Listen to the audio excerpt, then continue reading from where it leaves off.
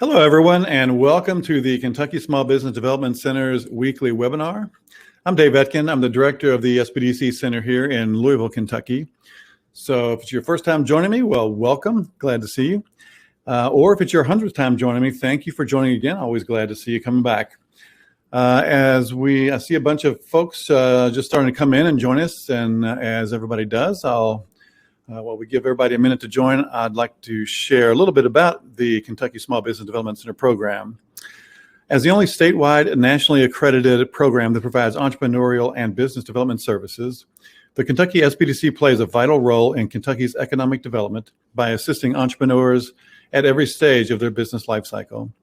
For almost 40 years, Kentucky SBDC has assisted emerging and growing businesses by providing the professional expertise, tools, and information necessary to make sound business decisions in a complex and ever-changing marketplace. We do this at no cost to our clients thanks to the U.S. Small Business Administration, who co-sponsors our program, which is then administered by the University of Kentucky, who then partners with regional universities, colleges, and local economic development agencies. We're also part of a national network, America's SBDC, with over 1,000 centers across the nation.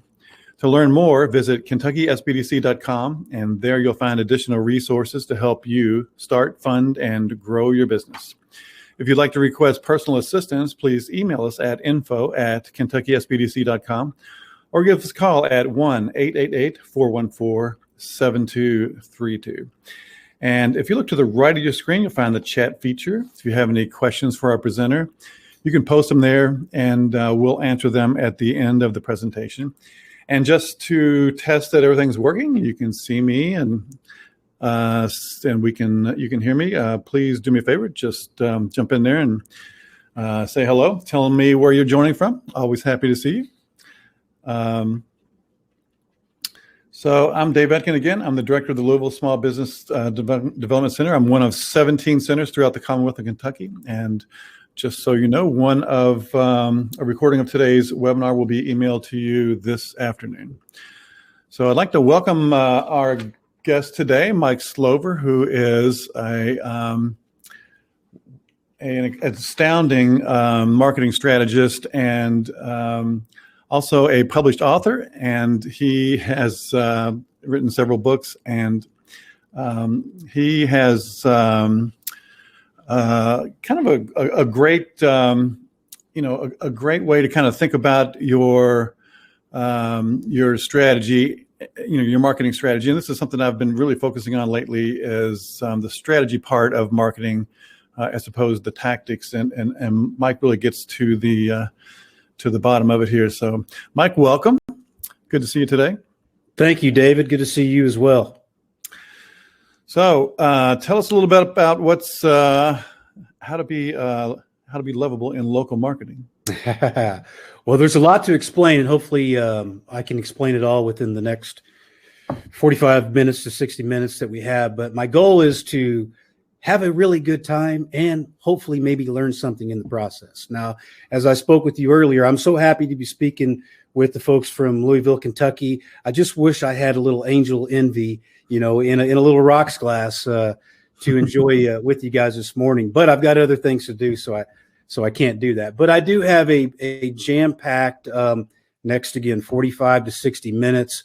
I hope that you guys learn or at least get a glimpse into how to think strategically, not only in your marketing and advertising, but the techniques that I'm hoping to teach you today are the techniques that some of the greats use, like Henry Ford, like Albert Einstein, doctors, scientists.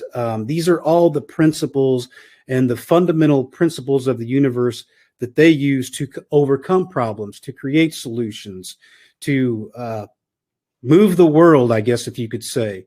So I'll jump right in. And the first question that I have for you all, and if you could, just put your answers over in the chat. Why are you here? And what are you trying to make happen? So you've given up about an hour of your time with me this morning. We've never met. This is our first time. Why are you here? What are you looking to make happen? What do you hope to get out of this presentation in the next 40 to 60 minutes? What brought you here? Why are you here? and what are you trying to make happen?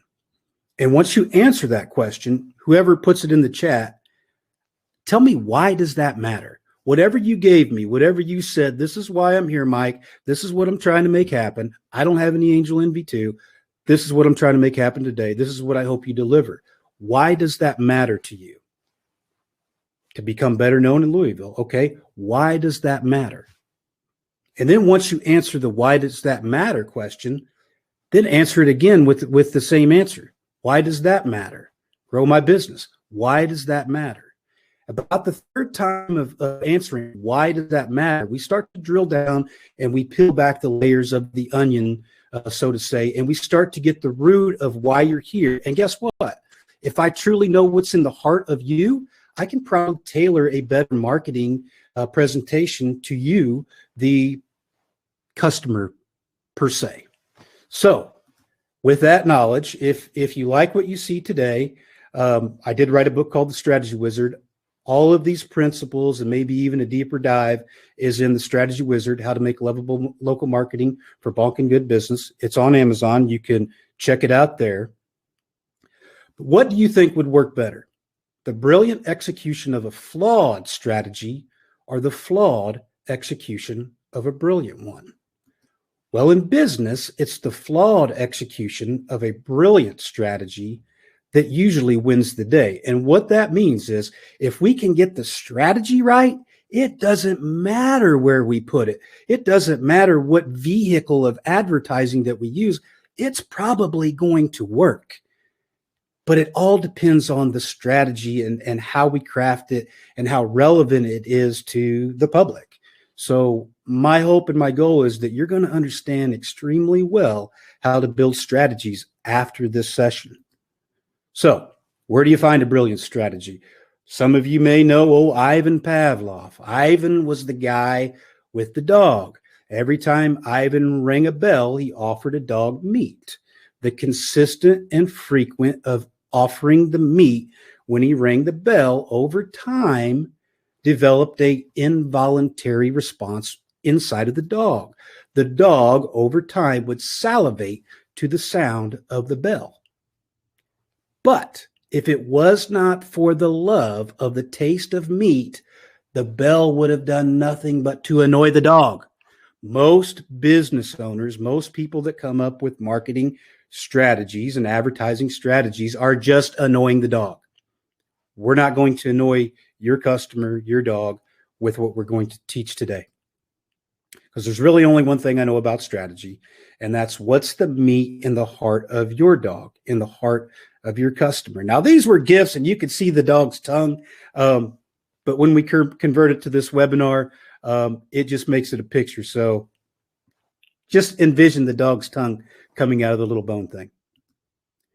What matters enough that all people will tell other people? What is that? How do we uncover that? How do we uncover that diamond?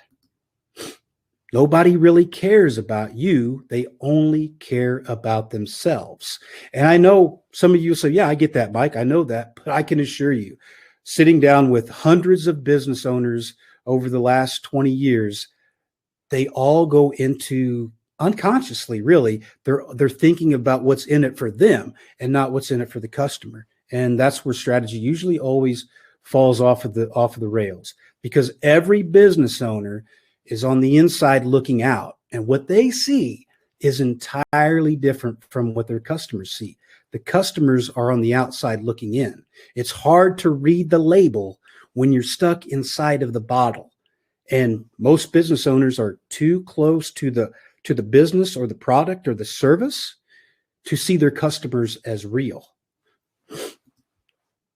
So we're talking about the felt need, and the felt need is a desire in the heart of the customer. To speak to an unfelt need is to answer a question that no one is asking. It's the reason that most strategies or advertising fails 90% of the time.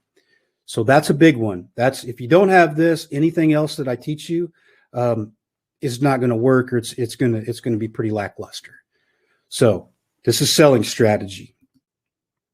Growing a business is easy when you have a strong selling strategy. Good strategy always starts with the customer. Bad strategy is about the business owner, or anything other than the customer. What's in it for the customer? Can't say that enough. What matters to the customer? What's the benefit that you provide to the customer? How does the customer buy? How does the customer prefer to be sold? What could you do your competitors couldn't or wouldn't do? And if there's one thing you could do that your competitors would think you're nuts for doing, what would that be? Let's do that thing. And I'm going to show you some examples of things that were probably pretty nuts and a little outrageous that businesses did that catapulted their businesses, that you can do the same thing. Once you've got the felt need locked in and you understand it intimately, then you'll start looking for defining characteristics. Defining characteristics are unusual features or distinguished elements that are used to identify the shape of a business and the shape of your customers. What defines them? Etch that out, write that out. Think long and think hard about the defining characteristics of your company, the defining characteristics of your category, of the business category that you're in. What are those? Let's lay those down on the table and get those down on the page. They're going to help us in this process of creating a compelling selling strategy that's going to work. Now, ask, what objections do customers have for not doing business with you? What objections do customers have for your industry? Is there a stigma within your industry that everybody kind of loosely knows, and maybe even you kind of know it? What is that? Write it down. Write it down on a piece of paper. And then you have to look yourself in the mirror and say, do people not do business with you because they don't know about you, or because they do know about you? That's the question that really needs to be answered. So what are the objections?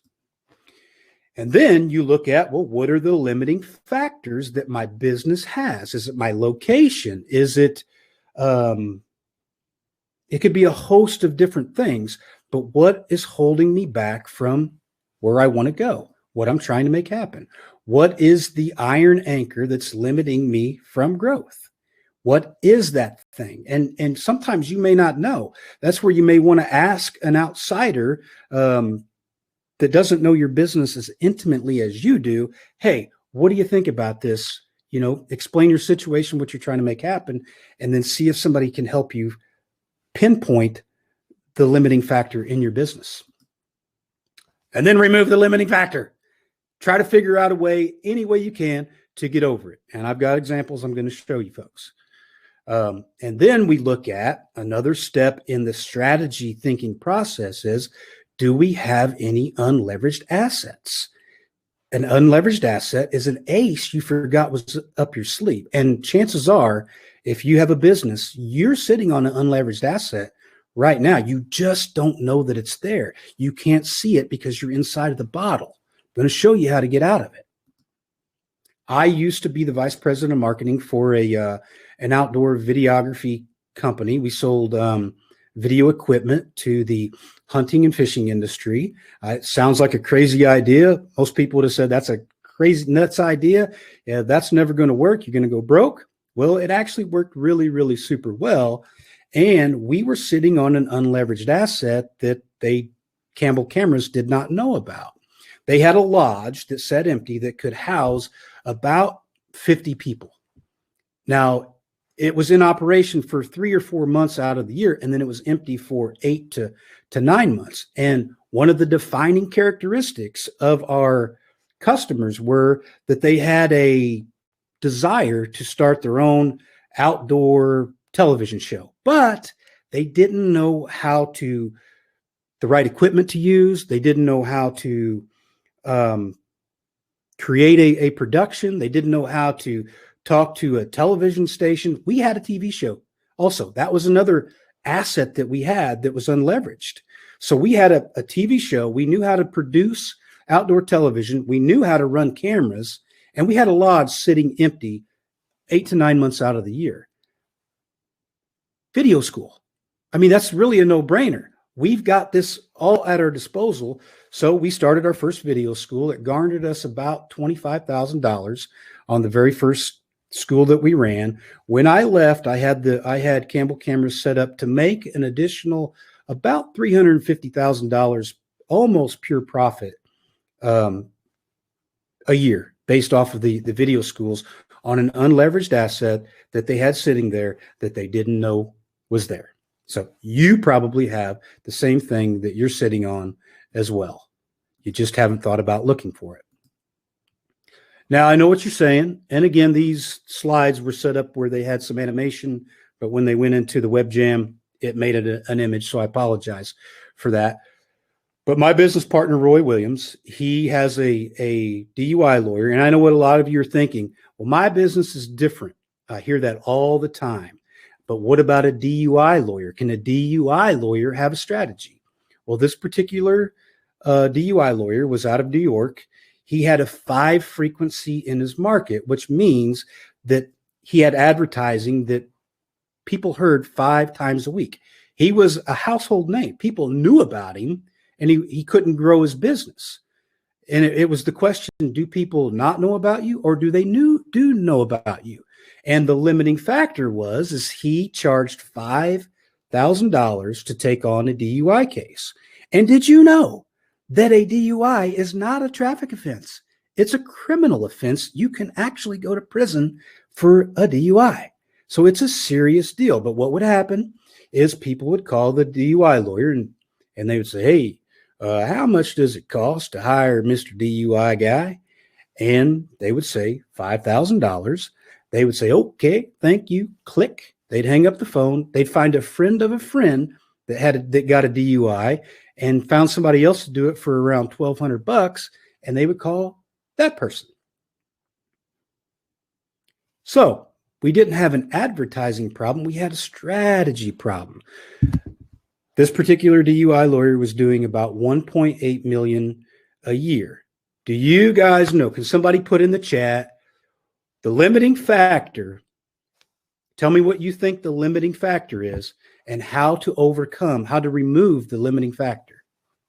I'll give you a few seconds so somebody can put how this guy can overcome the limiting factor and grow his business. And I can tell you, whenever I give this presentation, most people will say, well, just make his ads a little bit more believable, that he's the expert, that he knows what he's doing, and he can get you out of this. Yeah, that sounds logical, but it's not the real problem here. $5,000, exactly, Joan. Price was the problem. And do you know how you overcome that limiting factor? In-house financing. Now, this particular lawyer said, I can't finance these people. Are you nuts? Nobody will pay me back. And my partner, Roy, said, dummy, you're a lawyer. That's one of your defining characteristics. You're a lawyer. If people don't pay you back, they know that you can sue them, right? So he agreed to in-house financing, and in 12 months, doing nothing more. He did not add a single dime to the advertising budget. He just offered in-house financing, and he went from 1.8 million in 12 months to 4.6 by removing the limiting factor. Do you guys get this? Do you see how important that is? Right?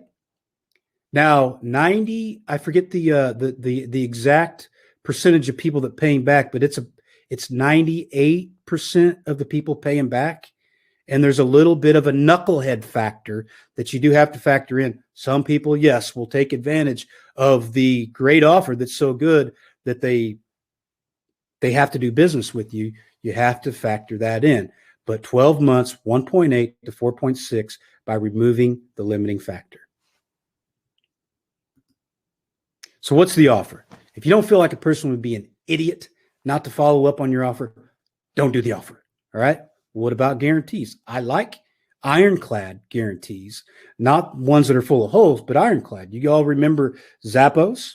Zappos was founded in 1999, selling a commodity, shoes, online in 1999. I don't know about you, but in 1999, I wasn't so apt to, for one, give my credit card over the internet, but for two, to order a pair of shoes that I might not like. I didn't get to try on. I don't know if the color is going to be right, or when it gets here, how they fit. That's a limiting factor. However, Zappos had the insight to use strategy, and they overcame those objections. They said, no, you can order as many shoes as you want. You could try them on. If you don't like the shoes, you can send them back. We'll refund the money that you spent to buy them and the shipping that got there and came back. We take away all the objections, all the limiting factors. And guess what? They exceeded 1 billion in sales in less than 10 years by creating a great strategy. Yes, they have a great culture, and that's a whole nother side to the equation. But without that guarantee, I don't believe Zappos would probably even be in business today because they took away the objections and limiting factors. So now that you know that, those are a lot of the framework for thinking strategically. There's another technique that you can leverage. You can leverage the already proven. You can repurpose the proven with a technique called business problem topology. Okay. Very, very powerful technique. King Solomon once said, what has been will be again. What has been done will be done again. There is nothing new under the sun. What that means is whatever problem that you have today in your business, whatever limiting factor, whatever objections, likely somebody else has already faced that problem and they have a proven solution to overcome it. You just haven't looked outside of your category and saw how they overcame it and adapted it to your particular business or your particular problem. A smart man makes a mistake, learns from it, and never makes that mistake again. But a wise man finds a smart man and learns from him how to avoid that mistake altogether. Those are the words of wisdom from the great wizard John Young. So step one in business problem topology is find a parallel but unrelated business which has a problem with similar defining characteristics. So whatever you're facing, another business that has faced it in a different category, and they've overcame that problem for which you would like to develop an innovative model for. And remember, it's a parallel problem, not a parallel industry. Then look at how that parallel but unrelated business overcame the obstacle. And step three, adapt their proven technology to your own business category. It's already proven to work, but it hasn't been implemented in your industry or in your category. The first question will always be, what's my sword in the stone? This is why I asked you earlier, why are you here and what are you trying to make happen, right? Once we understand why you're here and what it is you're trying to make happen, that's where we plant our flag in the ground and say, that's our North Star. That's the thing that guides everything that we do. We're trying to accomplish this one focused thing, right? The second question is, what are my limiting factors? And the third question is, what are my blind spots? And that's again where you're inside the bottle syndrome and you can't see it from the outside. But they need to be uncovered and they need to be acknowledged. Then, once you understand that, start searching business categories, accounting, advertising, clothing, furnitures, mowing service, tire shops, whatever, veterinarian clinic. Start thinking about your problem. You've got your problem, your objections over here, and your defining characteristics. Start looking at other businesses outside of your category, and it'll start sparking ideas that you never would have thought of if you hadn't done this particular technique. So some people think that Henry Ford invented the first automobile. Henry Ford did not invent the first automobile. Gottlieb Daimler and Carl Benz did in 1886. Yeah, 1886. You got that right. 2,000 automakers were before Henry Ford, and they were making them in their garages, building them from one part on up. It cost over $2,000 back in 1886 to produce a vehicle. Henry's sword in the stone, what he was trying to make happen is he wanted to be able to sell automobiles to the mass public for $795. And he heard about a meat packing plant up in Chicago, the Swift meat packing plant. He heard that they were taking a pig carcass and they were taking it from oink to package in under 2 minutes. Henry said, how do they do that? How do they do that? I have got to know that information. So Henry boarded a train and he visited the Swift meatpacking plant, and he witnessed the disassembly line. He saw an overhead rail with a hook and a disassembly line, and he reverse engineered the meat packing plant to create the assembly line. And in 1908, Ford Motor Company introduced the Model T for $850, selling nearly 15.5 million Model Ts by 1920 for as low as $280. Wow. Wow. Wow. This is the type of stuff that you can take and revolutionize your category and franchise. These are the types of things you go, oh, nobody's ever solved this problem, but it's a huge problem in my market, and I've got a solution. And once you test that, you can franchise it, and you can make a whole lot more money. If making money is what your goal is here today.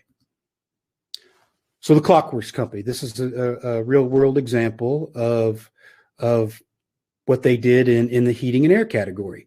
The defining characteristics of heating and air in a lot of service categories is you call up a service provider, whether it's heating and air or plumbing or whatever it may be, and you say, yeah, my furnace is out or my air conditioner's out. They'll say, okay, we'll be there either when we can, or we'll be there Monday, and then they don't show up, or they do show up 5 or 6 hours later. So that was a huge defining characteristics of the heating HVAC category. The Clockworks Company actually met with my partner, Roy Williams. It was Jim Abrams and Roy, and they came up with the always on time or you don't pay a dime strategy. So it spoke to a felt need in the heart of a lot of people. But where do you think that they got that strategy from, right?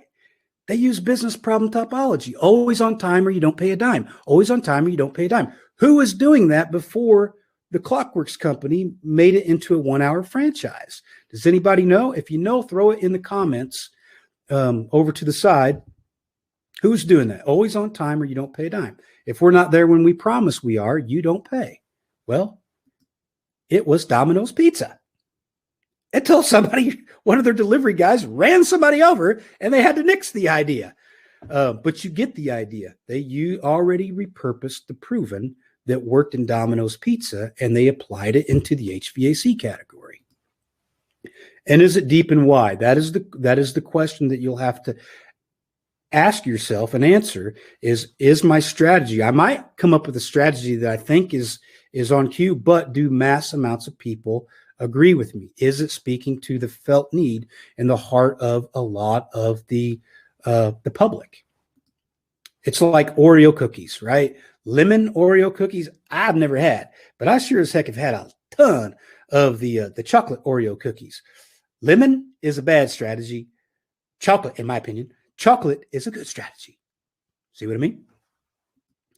Then when you're creating strategies, nothing has to be set in stone. Okay. You have the permission to experiment, do what they call a minimal viable product, create your strategy. You may think it's the best strategy in the world, and it may very well be, but experiment with it, test it, see what the public is telling you, because they'll usually tell you how to tweak, modify, or stay the course with the strategy that you have. Morris Height once said, way back in the 1940s or 50s, if you have a good selling idea, good selling strategy, the secretary in your office can write the ad for you. And what that means is it'll work anywhere. If you could write it, it's easy to write. You could throw it anywhere and it'll work.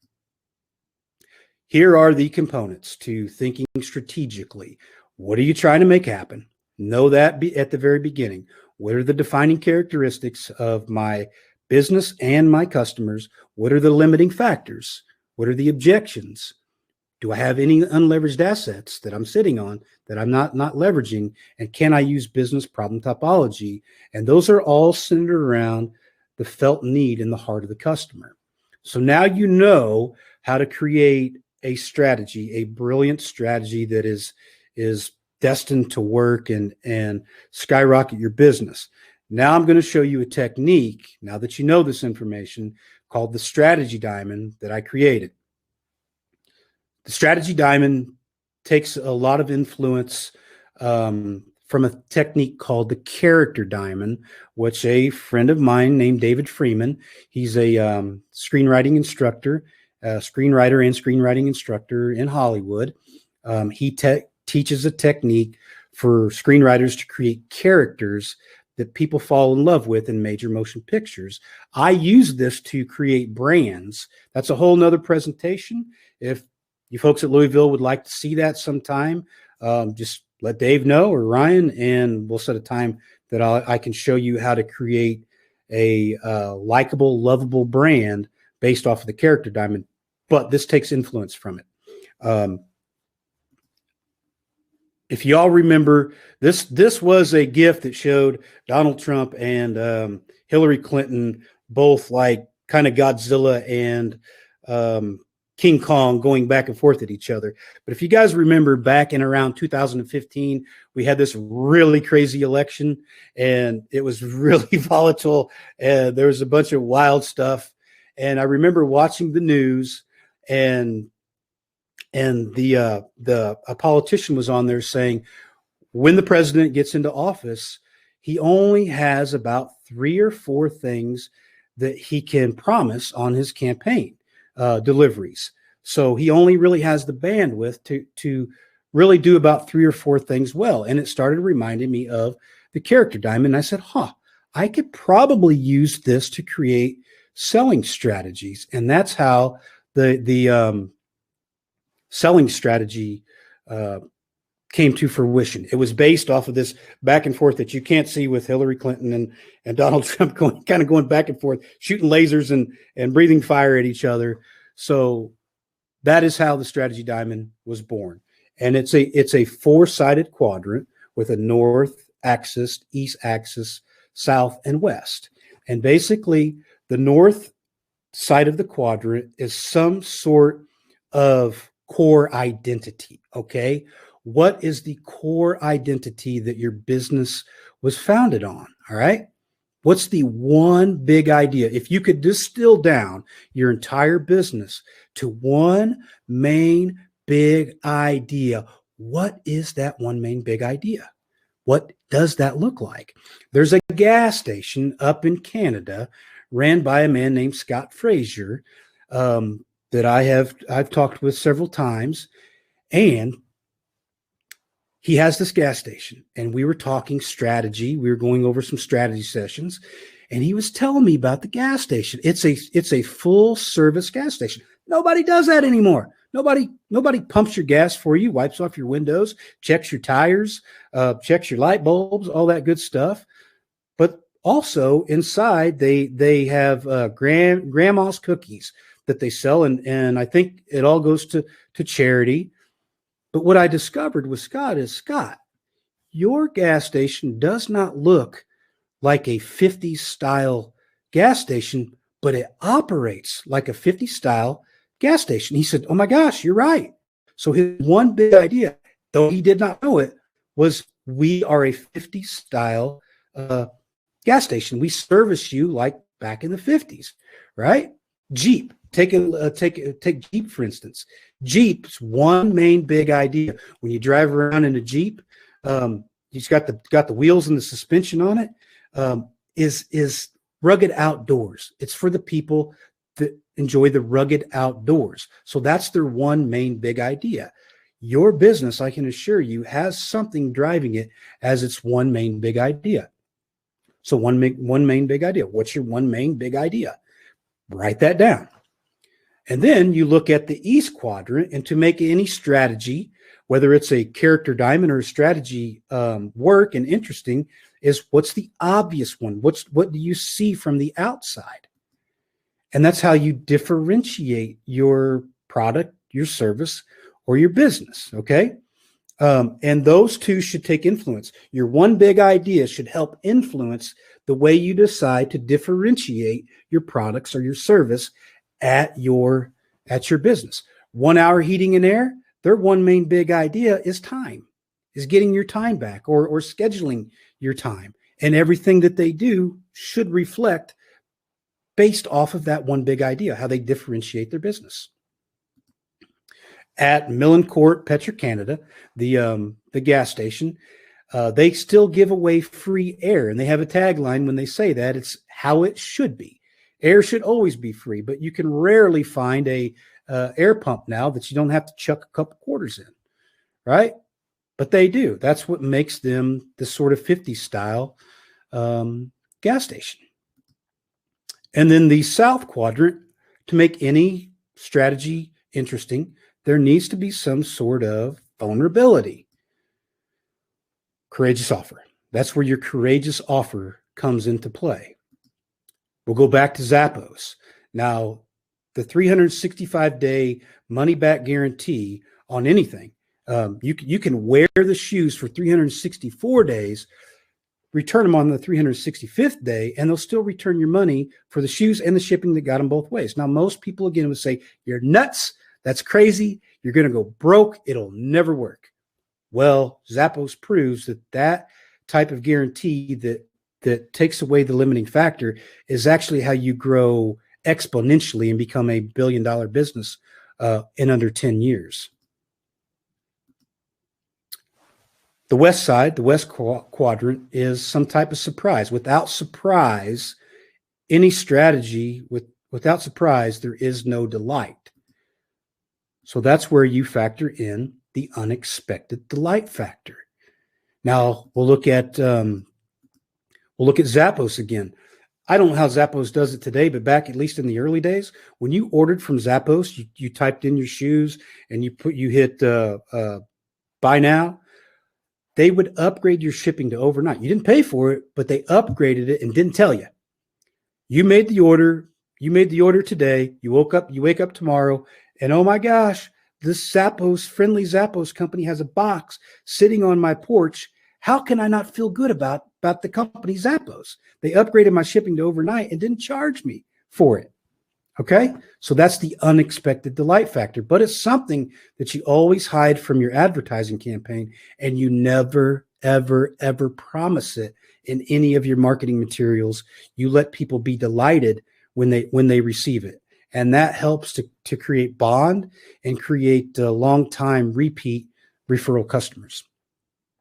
So those are the four quadrants: the one big idea, the differentiation, the courageous offer, and the unexpected delight factor. And try to use business problem topology. And I'll show you how I did that for a client that I worked with several years ago, a brand new client from New York. Their name is Incredible Packaging. And this was their strategy diamond. When I first met with them, they said, well, our big idea is packaging products for small retail stores and shops. I said, okay, we could probably work with that. Well, how do we differentiate ourselves? Well, they said, well, we use 80-pound paperweight. I'm like, yeah, okay. And they said, well, we have a low minimum. You don't have to purchase a whole lot to do business with us. I'm like, yeah, okay. And said, what's our courageous offer? Well, they didn't have one. What about the unexpected delight factor? Well, they didn't really have one. And not to their fault. Almost every business is like this. This is what they would give you. So I just happened to be shopping for stickers, and I found a company online called Sticker Mule. And I ordered my stickers from them. And I'm like, oh my gosh, I love this company. They just do everything right. They check every box. And what did they do? Well, their big idea, and this is all my interpretation. I didn't sit down with Sticker Mule. I just reverse engineered what they did to put it in a strategy diamond template. My perception was they wanted to be the internet's favorite printer. Okay. They wanted to make it easy to order stickers online, which can be hard. How did they differentiate themselves? They had sample orders at a very low cost. So one of the limiting factors is any printing company is they want mass amounts of product before that you buy, and you don't really know what you're going to get. So Sticker Mule overcame that objection by saying, yeah, you can order little bitty sample orders to see if you like them or not. You know, they had a very fast turnaround time, 4 days. They had free online proofing, and they could help with artwork for free. They didn't charge me. They gave away free shipping and they promised a 4-day turnaround. Pretty strong, pretty courageous offer. Unexpected delight factor, lightning fast email. I sent an email asking about some things. Within 5 minutes, I got an email back. I thought I'd be getting an email back the next day or something, and that right off the bat put me in a good mind frame with Sticker Mule. They have 24-hour service. They found a way to have somebody there 24/7 to respond to emails and to respond back to customers. And they send a thank you card in all their packaging. All right. Didn't expect it, but I got it. Right. This is the thank you card. Cheers. Thank you for your order. Printed, cut, and packaged with love by Kelly. Now, that might not mean a whole lot to some people, but it just made me feel good. It was lovable. Right. And then they asked me, if I had a second, if I could upload that to Instagram or somewhere. Sure, heck yeah, I like this company. I'm going to do it. They made a good impression on me. They also gave me 3 free stickers that came in my bag that I didn't ask for. It was an unexpected delight factor. And I ordered the stickers from my company from Sticker Mule and had a very great experience, and we'll probably do business with them again. So this was my recommendation based off of business problem topology for my client, Incredible Packaging, based off of what I kind of pulled that I knew was working for Sticker Mule. I was okay with staying with packaging products for small retail stores and shops, but I suggested a 3-day turnaround on custom work, 24-hour turnaround on non-custom, no minimum orders, all orders bulk rate prices. Wasn't 100% sure if they could do it or not. I said, we need to do free shipping, some kind of guarantee on non-custom, 5-minute response to emails. If they can do it, we can do it. Thank you cards in your packaging, encouraging the sharing, and some kind of added freebie. I don't care. Throw in the baker's dozen, do something like that. Let's repurpose the proven. Here's what they did now. I don't work with this company anymore, but this is what they agreed to. Their big idea still wanted to be packaging products for small retail stores and shops, no minimum order, online free design. And by the way, they had a parent company that's a huge company. I was working with them, and they were actually in the process of working with Hallmark to do their cards. So they had an unleveraged asset, the parent company, doing bigger bulk orders for bigger, larger companies. So they had a unleveraged asset that they could tap into. Free shipping, 4-day turnaround on custom, same-day shipping on non-custom, 10-day money-back guarantee, free samples with their orders, and thank you cards. Now that is a whole heck of a lot better strategy than the very first one that I showed you for Sticker Mule. So hopefully you've learned how to think strategically, and hopefully you've learned how to create a strategy diamond for your own business. And I just want to thank you for being a friend. It's what I got. Thank you, Louisville. That's great. Thanks, Mike. If you have any questions out there and like to have a little chat here with Mike, go ahead and put them in the chat, and we'll get them answered and have a little discussion on that. Sheila says, I like the ace. Laugh out loud. You never know. Yeah. Yeah, there's some interest on a little branding seminar. So after we get done, we'll have to talk about that. Oh, I would love that. Is my absolute favorite. This is my favorite for really getting to the left brain side of the hemisphere of your brain, to get that left brain working. But the right brain is the character diamond. I absolutely love giving that presentation. So I'd love to give that to you folks. We're going to do that. So. What something that kind of popped out to me early on, it was kind of one of those light bulb moments, but in my role, I talk to a lot of entrepreneurs and business owners, and they're always talking about, I need to do more social media. I need to get my name out there and just push and push and push. And your analogy about annoying the dog was great, because, message frequency doesn't mean anything, does it? If you're saying things that are irrelevant, it doesn't matter what you do. It's highly likely not to work. Now, there's a point where repetition does help you, just because of the brand awareness thing, you know, where you start to become top of mind.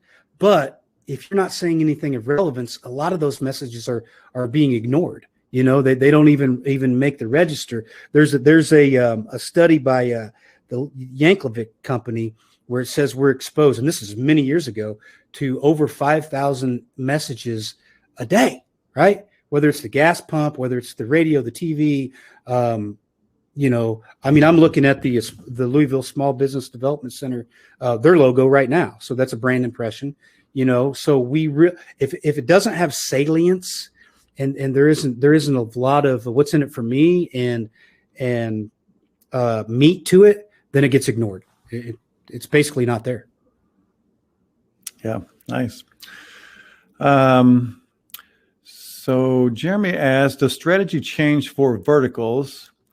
I would guess the approach is the same in the diamond format, just the widgets details change. Well, the laws of the universe are never going to change, and it doesn't matter what business category you're in. That's why I made it a point to put in the lawyer, because most people would say, well, most people sit there and they think, my business is different. I understand what you're saying, Mike, but my business is different. And that is never true. The principles that apply to the universe are universal. You've just got to figure a way that resonates with your category by looking at the defining characteristics, by looking at the objections, by looking at the limiting factors, all of those things that I discussed pre-strategy diamond. Figure those things out, and you will figure out a way to make you'll figure out a way to revolutionize your business and possibly franchise it. You know, the other thing that kind of occurred to me is that often when you're working in your business, you kind of have blinders on for a lot of things. So is there a kind of another process that you can use to kind of help identify, especially like the limiting factors? Is there some help, some, I don't know, framework or something that you could suggest?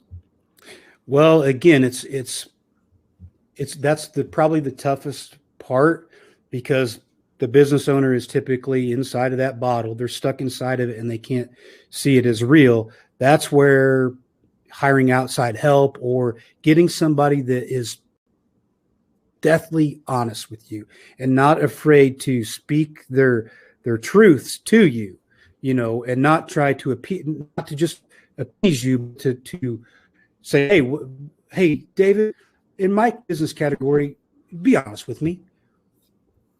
What is the misconceptions or the preconceived perception of my business? Or even better, you know my business, David. You've been here. You've been here. I don't want you to lie to me. I want you to tell me straight truth. I'm not going to get mad at you, I guarantee. Or do a blind, do something anonymous where people can anonymously tell you what they truly think about you without you knowing who they are. Maybe it's your employees. That's a great reference to go. We're going to send out a survey. It's completely anonymous, and it has to be anonymous. However you do it, we want the brutal, honest truth. Nobody's going to know that you don't sign your name to this. Everybody's doing it, but we need to know so that we can fix problems in our business. But it's truly getting somebody to tell you the truth. Yeah. So Debbie wants to know, how do you think we should apply the surprise in our efforts as a nonprofit to retain donors? Well, again, I can give you the first thing that pops in my head. I have a heating and air client that I work with in Wisconsin, and one of the things that they did for their employees, because your employees are your best customers are your employees, because if you make them happy, they can make your customers happy, so on and so forth. You have a happy business, happy life. But they were working them in the dead of winter. They were overworking them. You know, they were keeping them late. And this is a great company with a great internal culture, which is a whole nother piece of the equation that I happen to have a presentation for. But if you want to see that at some other time, we can give that too. But the internal culture is awesome there. And when they would work their employees over, they would send their wives, mostly men in the heating and air, they would send their wives a bouquet of flowers saying, "Thank you for letting us have David. We know that his time with you and his family is very valuable and very important. We just want you to have these flowers." They didn't expect it, but I can guarantee you they sure did appreciate it. And they're going to be loyal to when you got your wife loyal to your company, the company you work for, you're probably going to be loyal to.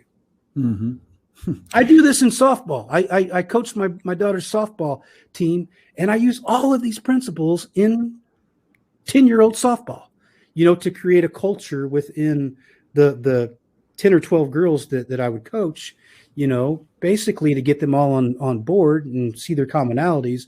But we would reward efforts.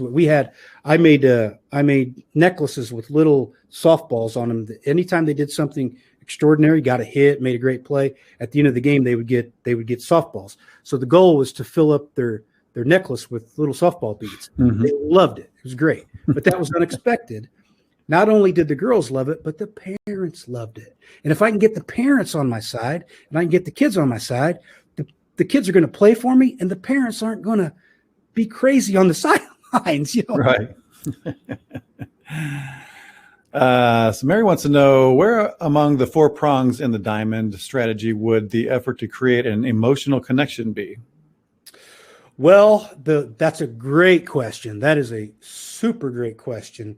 And that question would be better shown in the character diamond. The character diamond is where you're going to learn about the emotional connection and creating a bond with the public, getting them to like you, to know you, to trust you, and to feel best about you before they ever need your product or service, right? That's going to be in there. But if I had one to pick, the one main big idea is what your business is really founded on. That's going to create emotional connection, but also the unexpected delight factor is definitely going to create a bond. So yes, those can, but the character diamond is going to be the overall bond of your brand, your personality, who you are. It's going to give people a perception and a character in their subconscious mind of who you are, and they'll make a connection with you or not based off of that. Mm-hmm. Speaking of connections, a lot of folks are asking for your contact info, and it's right there on the slide there. There's his website and Mike's email. You can reach out to him. Mike, do you do any free consultations for folks first go around? That was something that I don't per se. Mm-hmm. I know I have a couple partners that have been asking to do 90-minute consultations for free with people. And, I've never done that, but I wouldn't be opposed to it. Didn't mean to put you on the spot. Sure.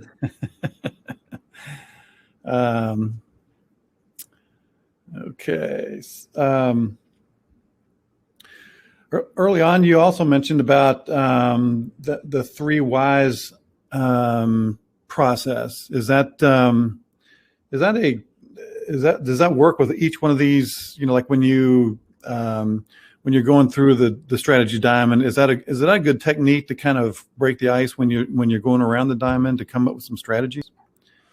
Well, it always helps. It always helps if the business owner has this seminar per se, or if they read my book, my partner's book, they start to get a better idea of the philosophy that I have and that my other partners have. That's always a great jumping off point. Matter of fact, when I work with a new client, I always send my book, ask them to read it ahead of time, so they've got a little bit of knowledge and they have an insight into what we're doing. And it always helps too. There's 2 types of customers in pretty much every business category. There is a long-term thinking relational type of customer, and then there is a short-term transactional mind frame. Okay. Mm-hmm.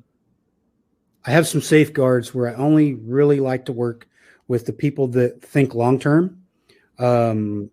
if you're a Bible scholar and you've ever read the parable of the sower, you know that if you cast seed on soil, it's the seed that goes into good soil and is nurtured, and you put your minerals and stuff on it. That's the one over time that bears good fruit. Those are the people that I try to attract, because the techniques that I teach are for long-term sustainable growth. And that's a certain mind frame of people. I'm not saying that direct response is not a good strategy, but the heart of the person is in both of those. Does that make sense to you, David? Mm-hmm. Yeah. Does that make sense to you? So they need to be in the right mind frame to implement the techniques that I teach. Right. So if we have any questions, go ahead and put those in the chat. And Brian has just posted a little link for you guys, if you wouldn't mind, a little Survey Monkey link for our benefit, to kind of give us some feedback on what you'd like to see in the future, and maybe what we're doing right, and let us know what we're doing wrong. I don't see any other questions right now. I think we got to everything. So Jeremy asked maybe about your book again. Would you talk a little bit about that again? Yeah, sure. So the book is it's called The Strategy Wizard: How to Make Lovable Local Marketing. It is available on Amazon. You can go there and you can purchase it. Mm-hmm. I talk about strategy in there. Exactly the presentation that I gave is in the first part of it. We talk about the strategy diamond. We do talk about the character diamond, the brand part, and there's a culture part in there. Internal operations, getting the culture right inside of your business, and then the last part is basically taking all of your messaging that you created and your internal culture, and then making sure that those all are working together, because you don't want to say one thing in your marketing and advertising and then be another when the customer shows up to your website, to your phone, to your storefront, wherever it may be. There's a disconnection there. There's a sort of a split personality, a schizophrenia, that happens. So you really want to be the business that you say you are, but those are based off of your inherent values and beliefs of the business owner.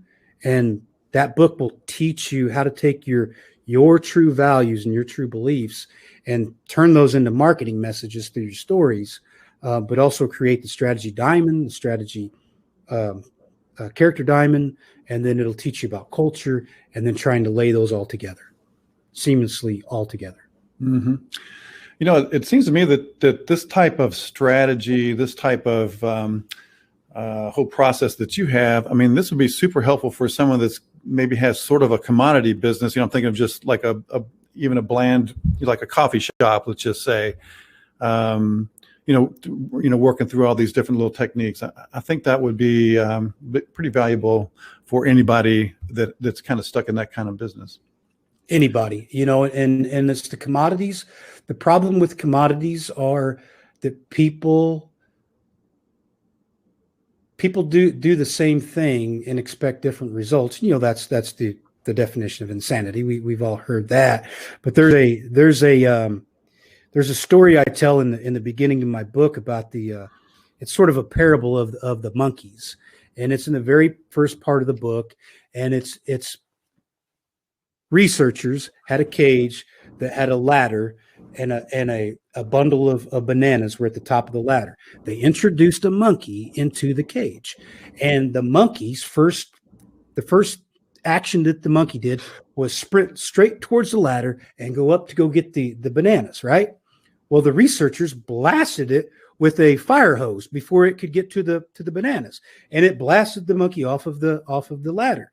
And the monkey kind of looked around, what the heck's going on? So they opened the door and they let another monkey in. Well, the first thing the monkey does is go straight to the ladder, go to the bananas. They blast it with water, and then they blast the first monkey just because the other monkey tried to go up the ladder. Well, the third monkey enters the equation, and he tries to go up the ladder, and the other two monkeys beat the crap out of him, right?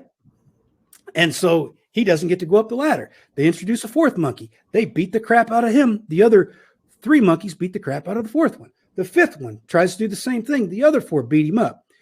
So 5 monkeys have tried to go up the ladder. They've been blasted with water or they've been beaten up by the other monkeys. They start one by one getting rid of the monkeys in order. The first monkey that came in, they let him out of the cage, let a new one in. Every time a new one comes in, they beat him up before he gets to the top of the ladder.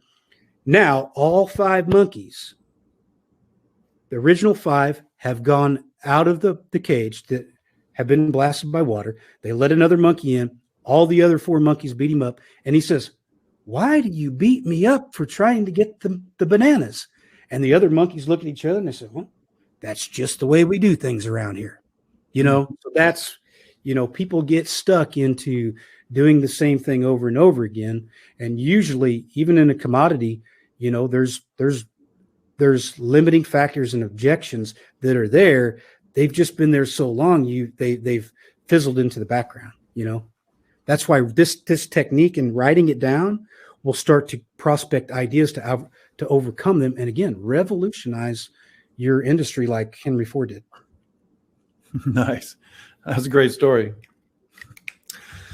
Looks like we're out of questions, and we're at the top of the hour. So, Mike, I want to thank you for coming today. This has been really eye-opening for me. I hope everybody else out there enjoyed it as much as I did. Good. Just a reminder, we'll send you these slides a little bit later on, and we'll also send you Mike's contact info if you'd like to reach out to Mike for some professional help. I would encourage it. And we'll get Mike on again for everybody that wanted to talk about branding, and I'll talk to Mike a little bit about maybe the character diamond as well. So I'm interested there. So, Mike, thank you so much. Hey, Louisville, have a little shot of bourbon for me. That's what we do here. Yeah. All right. Thanks for joining us, everybody, and we'll see you next week. And thanks, Mike, again. Have a good day, everybody. Thank you. Take care.